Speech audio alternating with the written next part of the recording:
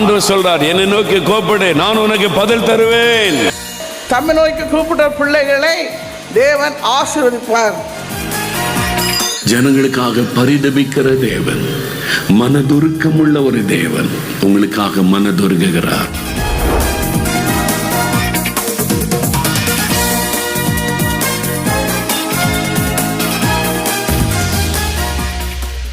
ஒன்று கொரிந்தியர் 15ஆம் அதிகாரம் 3, 4, 5 வசனங்களை வாசிக்க கேட்போம்.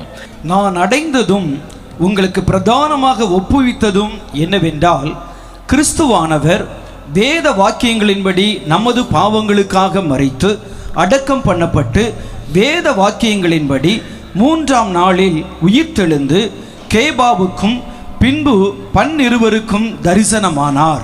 கிறிஸ்துவானவர் வேத வாக்கியங்களின்படி நமது பாவங்களுக்காக மரித்து வேத வாக்கியங்களின்படி 3வது நாளில் உயிர்த்தெழுந்து ஆண்டவர் அநேகருக்கு தரிசனமானார்.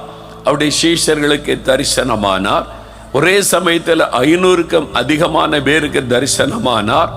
மகதலேனா மரியாள் என்கிற பெண்ணுக்கு ஆண்டவர் தரிசனமானார். எம்மாவூருக்கு நடந்து போன 2 சீஷர்களுக்கு தரிசனமானார். தன்னுடைய சீஷர்கள் அறை வீட்டுக்குள்ளே முடங்கி கடந்த போது தரிசனமானார். சவுல் என்கிற ஒரு வாலிபன் இயேசுவுக்கு விரோதமாக எழும்பி சபையை துன்பப்படுத்தி இயேசுவுக்கு ஊழியர் செய்கிறவர்களை அடித்து காயப்படுத்தி சிறைச்சாலையிலே போட்டு அவர்களை வேதனைப்படுத்தி கொண்டிருந்த வாலிபனுக்கு தரிசனமானார். இப்படி ஆண்டவர் அநேகருக்கு தான் உயிரோடு கூட இருக்கிறதை வெளிப்படுத்தி காண்பித்தார். அவர் மரணத்தை ஜெயித்து உயிரோடு கூட எழுந்தார். வேத வாக்கியங்களின்படி இயேசு சிலுவையிலே நமக்காய் மரித்தார். நம் ஒவ்வொருவருக்காக மரித்தார். உலகத்தில் இருக்கிற அத்தனை பேருக்காக இயேசு சிலுவையிலே மரித்தார். நம்முடைய பாவங்கள், சாபங்கள், வியாதிகள், வேதனைகள், நிந்தைகள், தோஷங்கள் எல்லாவற்றையும் சிலுவையிலே சுமந்து தீர்த்து நாம் ஆசீர்வதிக்கப்பட நம்முடைய பாவ மன்னிப்புக்காக, நம்முடைய சுகத்துக்காக, நம்முடைய விடுதலைக்காக தன்னை அர்ப்பணித்துக் கொண்டார். நமக்காகத்தான் அவர் மரித்தார். அவர் வேத வாக்கியங்கள் சொல்லப்பட்டபடி 3வது நாள் மரணத்தை ஜெயித்த உயிரோடு கூட எழுந்தார். அவருடைய மரணம் உயிர்த்தெழுதல் தற்செயலாய் நடந்தது அல்ல. அவர் பிறப்பதற்கும் 600 ஆண்டுகளுக்கு முன்பாகவே தீர்க்க தரிசனமாக அதெல்லாம் எழுதப்பட்டது. ஏசாயா 53ஆம் அதிகாரத்தில் இயேசு எப்படி பாடுபட்டு மரிப்பார் என்பதை எழுதி வைத்திருக்கிறதை பார்க்க முடியும். அவர் அப்படி வேத வாக்கியங்களின்படியே மரித்து 3வது நாள் மரணத்தை ஜெயித்த உயிரோடு கூட எழுந்தார். எழுந்த அநேகருக்கு தன்னை உயிரோடு இருக்கிறவராய் காண்பித்தார் என்பதாய் வேத வசனம் சொல்கிறது. அவர் மரித்தும் உயிரோடு இருக்கிற ஆண்டவர். இந்த உலகத்தில் மரணத்தை ஜெயித்து இன்றைக்கு வரைக்கும் உயிரோடு இருக்கிற ஒரே ஒருவர் ஆண்டவராகிய இயேசு கிறிஸ்து. மரணத்தை ஜெயித்தவர், பிசாசை ஜெயித்தவர், உலகத்தை ஜெயித்தவர். ஆகவேதான் அவர் உயிரோடு எழும்பாமல் இருந்திருந்தால் எங்களுடைய பிரசங்கம் வீணாயிருக்கும். 1 கொரிந்தியர் 15:14 பவுல் சொல்லுகிறார், இயேசு எழுந்திருக்கவில்லை என்றால், அவர் மரித்து அவர் கல்லறையோடு அவருடைய வாழ்க்கை முடிந்திருந்தால் நாங்கள் ஏன் பிரசங்கம் பண்ணணும்? அவரை குறித்து ஏன் அறிவிக்க வேண்டும்? எங்களுடைய பிரசங்கம் இருந்தா உங்களுடைய விசுவாசமே வீணாயிருக்கும். செத்து போன ஒரு ஆளை ஏன் விசுவாசிக்க வேண்டும்? மரித்து போன ஒரு ஆளை நாம் ஏன் நம்ப வேண்டும்? அவர் மரித்து அடக்கம் பண்ணப்பட்டு வாழ்க்கை முடிந்து விட்டது, அவ்வளவுதான். மரித்தோம் உயிரோடு இருக்கிறவர் தான் ஜீவனுள்ள தேவன். மரணத்தை ஜெயித்தவர் தான் உண்மையான ஆண்டவர். அவரை நம்ம விசுவாசிக்கும் போதுதான் அற்புதங்களை பெற்றுக்கொள்ள முடியும். ஆகவேதான் அப்போஸ்தலர்கள், இயேசுவுடைய சீஷர்கள் அவருடைய உயிர்த்தெழுதலை குறித்து பலமாய் சாட்சி கொடுத்தார்கள். அப்போஸ்தலர் 2ஆம் அதிகாரம் 32வது வசனம் வாசிக்கும் பொழுது இயேசுவோடு இருந்த சீஷன் பேதுரு சொல்லுகிறார், நீங்கள் இந்த இயேசுவை கொலை செய்து அடக்கம் பண்ண காரணமாயிருந்தீர்கள். தேவன் அவரை உயிரோடு கூட எழுப்பினார். அவர் உயிரோடு இருக்கிறார், அதற்கு நாங்கள் சாட்சிகள் என்பதாய் அவர் சொன்ன பிரசங்கத்தை குறித்து நாம் வாசிக்கிறோம். அப்போஸ்தலர் 3ஆம் அதிகாரம் 15ஆம் வசனத்தில் அவர் சொல்லுகிறார், ஜீவாதிபதியை நீங்கள் கொலை செய்தீர்கள். அவர்தான் ஜீவனுக்கு அதிபதி, முழு உலகத்திற்கும் ஆண்டவர். அவரை கொலை செய்தீர்கள், அடக்கம் பண்ணப்பட்டார். தேவன் அவரை உயிரோடு எழுப்பினார். அவர் உயிரோடு இருக்கிறார் என்பதற்கு நாங்கள் சாட்சிகள் என்பதாக அறிவித்ததை நாம் வேதத்தில் வாசிக்கிறோம். அப்போஸ்தலர் 4ஆம் அதிகாரம் 33ஆம் வசனத்தில் அப்போஸ்தலர்கள் இயேசுவின் உயிர்த்தெழுதலை குறித்து மிகுந்த பலமாய் சாட்சி கொடுத்தார்கள் என்பதாய் வேதத்தில் பார்க்கிறோம். அவர் மரித்தும் உயிரோடு இருக்கிற ஆண்டவர், மரணத்தை ஜெயித்த உயிரோடு கூட எழுந்தார்.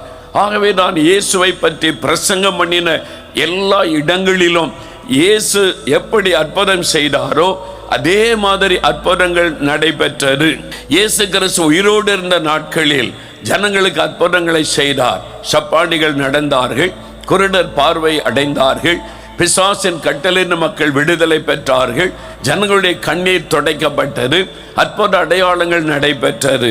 அப்போஸ்தலர் நடபடிகளை வாசிக்கும் பொழுது பேதுருவை கொண்டு அதை நிறைவேற்றுகிறார்.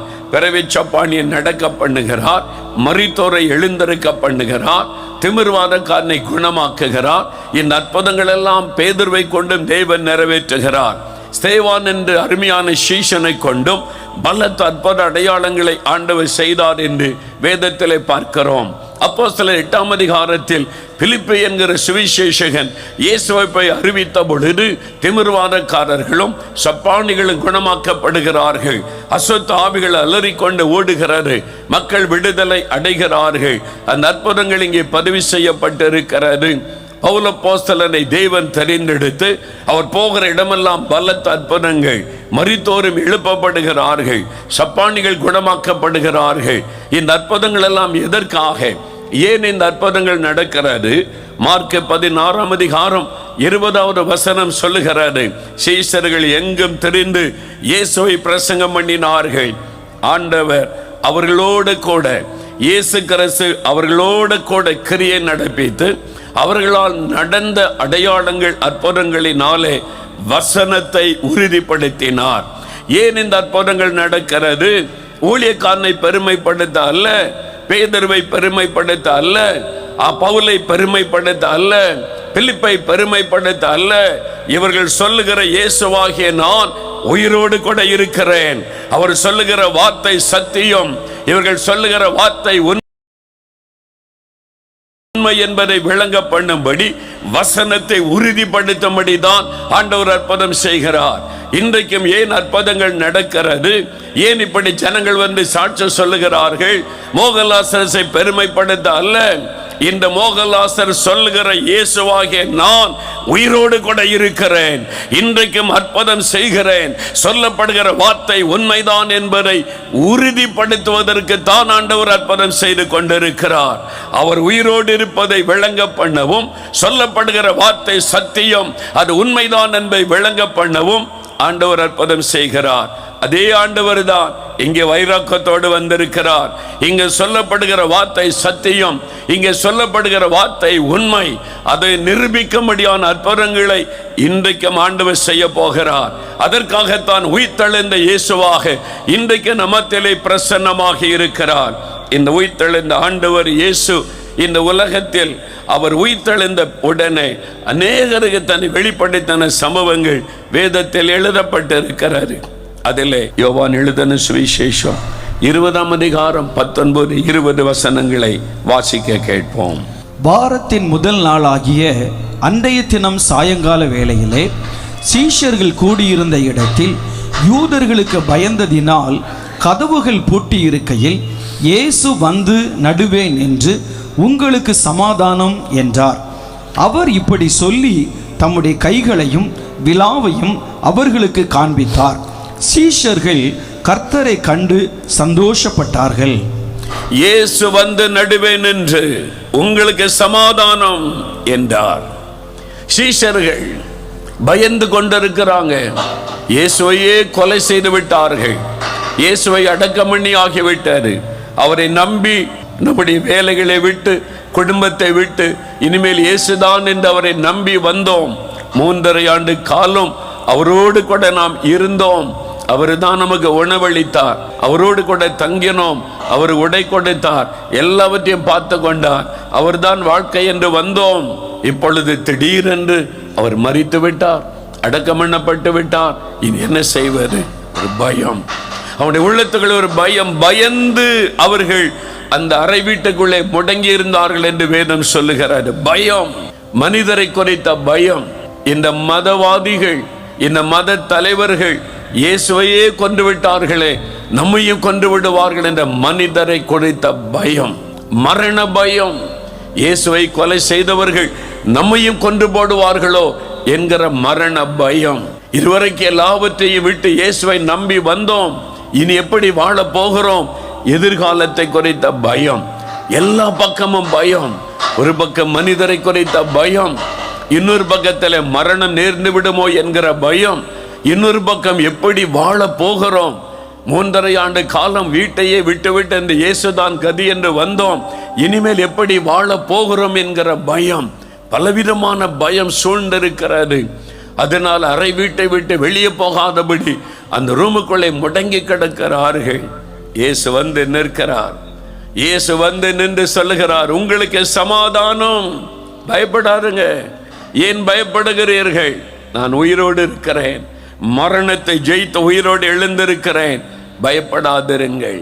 அவருடைய பயம் அவளை விட்டு விலகினது. அந்த பயம் சந்தோஷமாய் மாறினது. மகதலேனா மரியாளுடைய கண்ணீர் சந்தோஷமாய் மாறினது. இங்கே அவருடைய பயம் சந்தோஷமாய் மாறினது. பயத்திலிருந்து ஒரு விடுதலை. இயேசுதான் உயிரோடு இருக்கிறார்ல, இனி நமக்கு பயம் இல்லை. ஏதோ ஒரு காரியத்துக்கு இந்த பயம் உங்களை வாட்டி வதைக்கிறது. மனிதர்களை குறித்த பயம், கடன்காரர்களை குறித்த பயம், கடன் எப்படி திரும்ப செலுத்த போகிறோம், என்றைக்கு வந்து வீட்டை எடுத்துக்கொள்ளுவார்கள், என்றைக்கு வந்து நம்மளை அவமானப்படுத்தி விடுவார்களோ, மனிதர்களை குறித்த பயம், பொல்லாத மனிதர்களை குறித்த பயம், மேல் அதிகாரிகளை குறித்த பயம், வேலை விட்டு நிறுத்தி விடுவார்களோ, அனுப்பி விடுவார்களோ என்கிற பயம், தேவைகளை குறைத்த பயம், வியாதியை குறைத்த ஒரு பயம், நாளைய தினத்தை குறித்த பயம், நாளைக்கு என்ன செய்வது, பிள்ளைகளை படிக்க வைக்க என்ன செய்வது, ஒருவேளை வேலை இழந்து விட்டால் என்ன செய்வது, சூழ்நிலை வேறு விதமாய் உலகத்திலே போய்கொண்டிருக்கிறது. வாழ்வதற்கே பயம், பயம், பயம், எப்பொழுதும் ஒரு பயம். பிரியமானவர்களே, பயமானது வேதனை உள்ளது. 1 யோவான் 4:18 சொல்லுகிறது, பயமானது வேதனை உள்ளது. பயம் உங்களுக்குள்ளே வந்துவிட்டால் உங்களுடைய தூக்கத்தை கெடுத்துவிடும், சந்தோஷத்தை கெடுத்துவிடும், நிம்மதியை குலைத்துவிடும், ஒரு மனதை கெடுத்துவிடும். உங்களுடைய வாழ்க்கையில பயம், பயம், பயம், எப்பொழுதும் ஒரு கலக்கம். இந்த மாதிரி பயத்தினால் பாதிக்கப்பட்ட அநேகர் வந்திருக்கிறீர்கள். இந்த பயத்துக்கு பின்னால் இருப்பது சாத்தானுடைய கிரியைகள். மனிதர்களை பயப்படுத்தி அடிமைப்படுத்தி அவளை வேதனைப்படுத்துவது தான் சாத்தானுடைய கிரியையா இருக்கிறது. நாளைக்கு எப்படி வாழுவேன், நாளைக்கு என்ன நடக்கும், நாளைக்கு நடக்க போகிற காரியம் உனக்கு தெரியுமா, நீ வாழ்வதை விட மறித்து விட்டால் நல்லது என்கிற பயம். இந்த பயம் சாத்தான் ஒரு மனிதனுக்குள்ளே பயத்தை கொடுத்து மரண நிலைமைக்குள்ளே கொண்டு போய் விடுகிறான். பாருங்க, வேதனையான காரியம். +2 எக்ஸாம் ரிசல்ட் வருவதற்கு முன்னாலேயே சில மாணவர்கள் தற்கொலை பண்ணிட்டாங்க. ஏன்? ரிசல்ட்டே வரல, இன்னும் ரிசல்ட் அறிவிக்கவில்லை, நான் தோத்துருவனோ என்கிற பயத்தில் மரணம். பாருங்க, அதுக்கு பின்னால் இருப்பது ஒரு பொல்லாத ஆவி. பயத்தை கொடுத்து கொடுத்து கொடுத்து அநேகரை மரணத்திற்கு நேராக நடத்துகிறான். நிறைய பேருடைய உள்ளத்தில் பயம். இன்றைக்கு அவனுடைய உள்ளத்துக்குள்ள ஒரு பயம், மரண பயம், எதிர்காலத்தை குறித்த பயம், வாழ்வதை விட மறித்து விட்டால் நல்லது என்கிற சிந்தனை உங்களுக்குள்ளே தூண்டி மரணத்திற்கு நேராய் நடத்துகிற பொல்லாத பிசாசின் கிரியை தூங்க விடுவதில்லை, தூங்க விடுவதில்லை, நிம்மதியாக இருக்க விடுவது இல்லை. எப்பொழுது ஒரு பயம். ஆண்டவர் சொல்லுகிறார், நீ பயப்படாத, நான் உயிரோடு இருக்கிறேன், நீ பயப்படாத, நான் உன்னோடு இருக்கிறேன். இயேசுடைய வாழ்க்கையில வந்துட்டா இந்த பயம் உங்களை விட்டு விலகும். பயப்படாதே, பயப்படாதே என்று திரும்ப திரும்ப திரும்ப ஆண்டவர் சொல்லுகிறார். பயப்படாதிருங்கள், பயப்படாதிருங்கள் என்று திரும்ப திரும்ப திரும்ப வேத புத்தகத்தில் ஆண்டவர் வாக்கு கொடுத்திருக்கிறார். என் பிள்ளைகளை பயப்படாதிருங்கள் என்பதாக சாத்தான் பயப்படுத்துகிற சூழ்நிலையை உண்டாக்குகிறான். ஒரு சின்ன காரியத்தை பெரிதாக்கி பயத்தை உள்ளத்திலே விதைத்து விடுகிறான். ஒரு சின்ன காரியத்திற்கு பயத்தை கொடுத்து மரணத்திற்கு நேராய் நடத்துகிறான். இனி உன்னால் வாழ முடியாது, இனி உன்னால் சாதிக்க முடியாது, உன்னால் இந்த பிரச்சனை தீர்க்க முடியாது, உன்னால் இந்த கடன் பிரச்சனை வெளியே வர முடியாது, உன்னால் இந்த வியாதியிலிருந்து வெளியே வர முடியாது, இந்த பொல்லாத மனிதர்களை உன்னை கொண்டு போடுவார்கள், இனி உன்னால் நிம்மதியாய் வாழ முடியாது என்ற தவறான சிந்தனையை கொண்டு வந்து பயத்தை கொடுத்து கொடுத்து கொடுத்து மனிதனுடைய வாழ்க்கையை வேதனைக்குள்ளாக்கி கொண்டிருக்கிறான். ஆனால் ஆண்டவர் சொல்லுகிறார், நீ பயப்படாதே, நான் உயிரோடு கூட இருக்கிறேன். சாத்தானை ஜெயித்து பிசாசின் வல்லமையை சிலுவையிலே உரிந்து அவனை காலின்களை நசிக்கன ஆண்டவராகிய இயேசு நான் உயிரோடு கூட இருக்கிறேன், பயப்படாதே என்று ஆண்டவர் சொல்லுகிறார். ஆண்டவர் சீஷருடைய பயத்தை மாற்றினார். இன்றைக்கு உங்களுடைய உள்ளத்தில் இருக்கிற பயம் விலகும். பயத்தை கொண்டு வருவதற்கு பின்னால் பொல்லாத ஆவியினுடைய கிரியைகள் இருப்பதை பார்க்க முடியும். வினோதமான பயம். சிலர் வந்து சொல்றாங்க, ஒரு சகோதரர் சொன்னார், பிரதர் எப்பொழுதும் ஒரு பயம். சிலருக்கு இரவு நேரம் வந்துட்டால் பயம் வரும். ஒரு சகோதரி சொன்னாங்க, மாலை 5 மணி வந்துவிட்டாலே ஒரு பயம் அப்படியே எனக்குள் இறங்கி வரும். இரவெல்லாம் அந்த பயம், தூங்க முடியாது, கண்ணை மூடினாலே பயம், பயப்படுத்துகிற காட்சிகள், சர்ப்பங்கள் தோன்றும், அப்படியே பயமுறுத்தும். கண்ணை மூடுறதுக்கே பயம், கண்ணை மூடினா தானே தூங்க முடியும், கண்ணை மூடினாலே பயங்கர காட்சிகள், தூங்க முடியாது. இரவெல்லாம் விழித்திருப்பேன், லைட்டை போட்டுக்கொண்டு விழித்திருப்பேன். அதிகாலையில் சரீரமெல்லாம் பலவீனப்பட்டு கொஞ்ச நேரம் தூங்கினால் உண்டு என்பதாய். ஒரு சகோதரர் சொல்லுகிறார், பிரதர் பகல்லையும் எனக்கு பயம். என்ன பயம் என்று கேட்டேன். நான் ஆஃபீஸுக்கு போனால், பஸ்ஸில் போனால் பஸ்ஸை விபத்துக்குள்ளாகி மறிச்சிருவனோ அப்படின்ற ஒரு பயம் வரும். ஒரு பைக்கில் போனால் விபத்து ஏற்பட்டு மறிச்சிருவனோ அப்படின்னு பயம் வரும். அதனால் பைக்கு வேண்டாம், பஸ்ஸு வேண்டாம், நடந்து போகலான்னு போனால் ரொம்ப தூரம் ஆஃபீஸ், பயத்தில் நடந்து போனால், நான் ரோட்டு கரையில் போனால் ஏதாவது கார் வந்து மோதி மறிச்சிருவனோ அப்படின்ற பயம் வரும். ஆஃபீஸுக்கு போனால் ஃபேன் அருந்து விழுந்து செத்துருவனோன்னு பயம் வரும். எனக்கு பின்னால் யாரும் நிற்கிற மாதிரி இருக்கும், திரும்பி பார்த்தா யாரும் இருக்க மாட்டாங்க, இருதயம் வேகமாய் துடிக்கும். பயம் பயம். இரவு நேரத்தில் நான் தூங்க முடியாது. அவர் சொன்னார், தூங்கும் பொழுதே உயிர் போய்விட்டார். ஒரு மரண பயம், இரவும் பகலும் வேதனை. இதை விட கொடூரமான வேதனை என்ன இருக்க முடியும்? மரண பயம், இரவும் பகலும் மாதித்தர். ஒரு பொல்லாத ஆவி. நான் சொன்னேன், இது ஒரு பொல்லாத ஆவி பிரதர், பயத்தை உண்டாக்குகிற ஆவி. இயேசு விடுதலை தருவார்.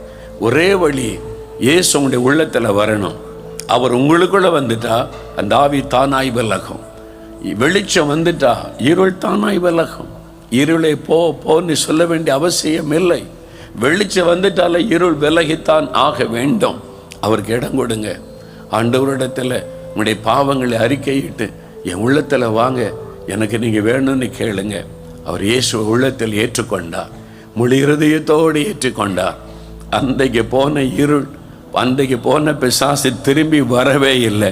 அற்புதமான விடுதலை. அல்லேலூயா, ஆமென். இன்றைக்கு உங்களுடைய உள்ளத்தில் இருக்கிற பயம், அந்த டிப்ரெஷன், மன அழுத்தம், தற்கொலை தோண்டுகிற பிசாசின் கிரியை அழிக்கப்பட வேண்டுமானால் உயிர்த்தெழுந்த இயேசு உங்களுடைய வாழ்க்கையிலே வர வேண்டும். அதற்கு தான் உங்களை சந்திக்க வந்திருக்கிறார். மரணத்தை ஜெயித்தவர், பிசாசை ஜெயித்தவர் உங்கள் மத்தியில் வந்து நின்று பயப்படாதே என்று சொல்லுகிறார். திருச்சியில் நாகவள்ளி என்கிற ஒரு சகோதரி, அவங்க திருச்சி பட்டணத்தில் இருக்கிறாங்க. அவனுடைய பெயர் நாகவள்ளி என்பது. 15 வருஷம் ஒரு பிசாசு போராட்டம்.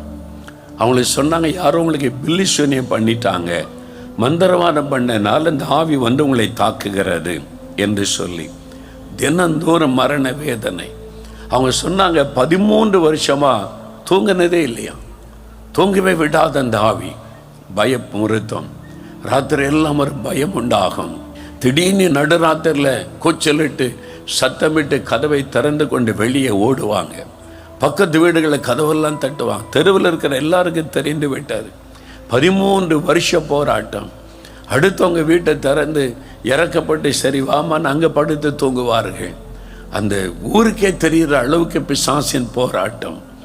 13 வருடம் வேதனை, வேதனை, தூக்கமில்லை, ஒரு மரண பயம். சரீரமெல்லாம் வலிக்கும், எலும்பு எலும்பாக வலிக்கும், ஒரு வேலை செய்ய முடியாது, பலவீனப்பட்டு அப்படியே படுத்து கிடப்பார்கள். அவ்வளவுதான்.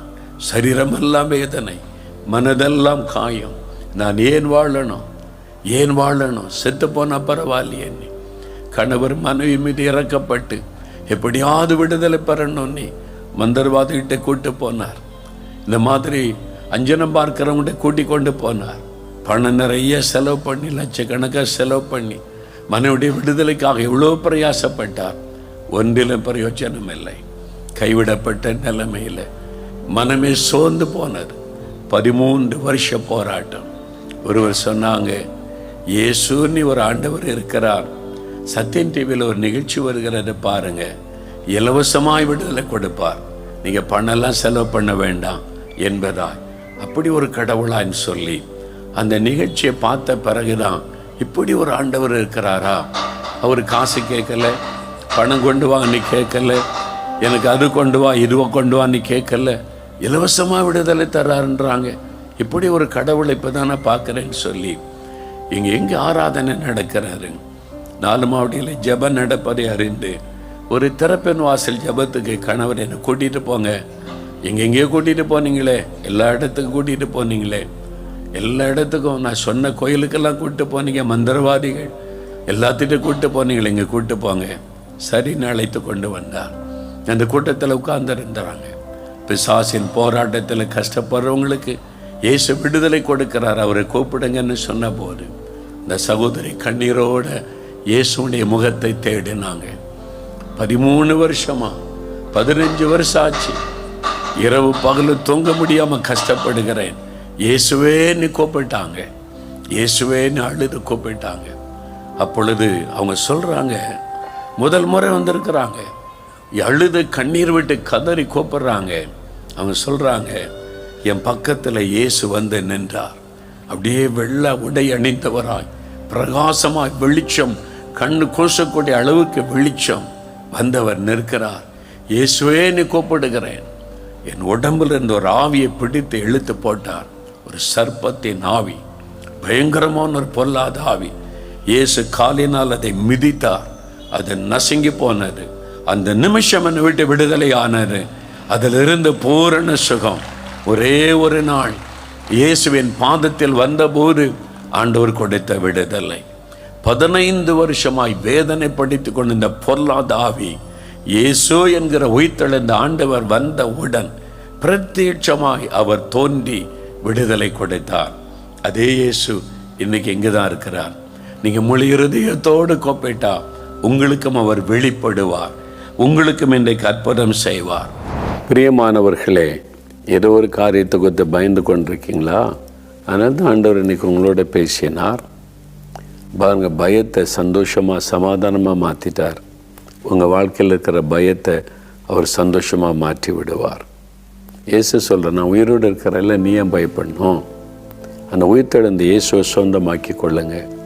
விசுவாசத்தோடு உங்களுடைய வாழ்க்கையில் அவருக்கு இடம் கொடுங்க. இயேசு என் கூட இருக்கிறார், அவர் உயிரோடு இருக்கிற ஆண்டவர், அது எனக்கு போதுன்னு சொல்லுங்கள். அவர் எல்லாத்தையும் பார்த்து கொள்ளுவார்.